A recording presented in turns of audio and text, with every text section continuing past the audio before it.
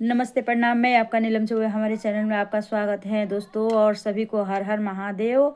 और आप लोग कैसे हो? उम्मीद करती हूँ अच्छे होंगे, मस्त होंगे। और मैं भी अच्छी हूँ दोस्तों। और एक मैं सोहर गीत सुनाने जा रही हूँ।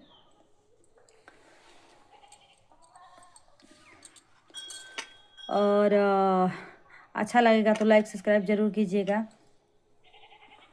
घर दुआर सभा फंसी गईले, छानी छपर गिरी गईल, इललना गोतिया लगवले, उदाबास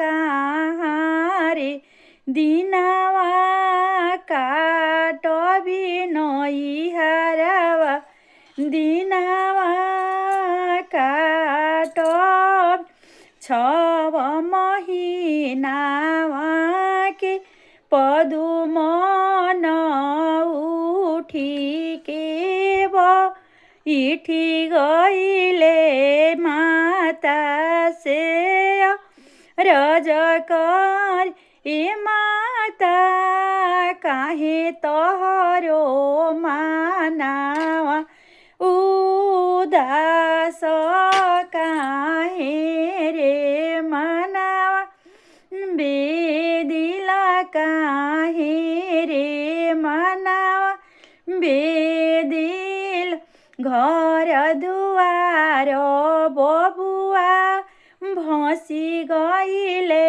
ईटा पथ गिरी गईल, ए बबुआ गोतिया लगवले, उदा बास कहाँ रे दिनवा काट, ए बबुआ तहार बड़का पापा लवले, उदा बास नैहरवा, दिनवा काटबी नैहरवा, दिनवा काटब।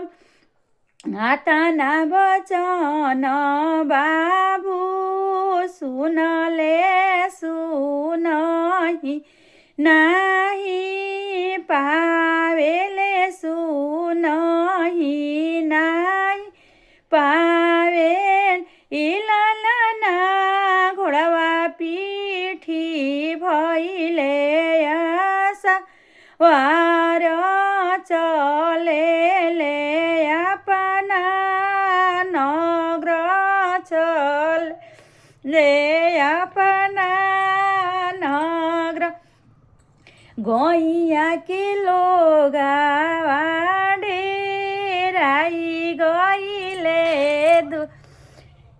डेराई गईले, पारा जा पाराई गईल, इललना आवतारे आरा के, ओ किलावा तो हमें बान्हा वाई दी है, हमें बान्हा वाई दी है, बगसर चालन करी हे पटाना चालन करी, गैया के लोगावा डेरा जनी दूस पारा जा पारा जनी, इललना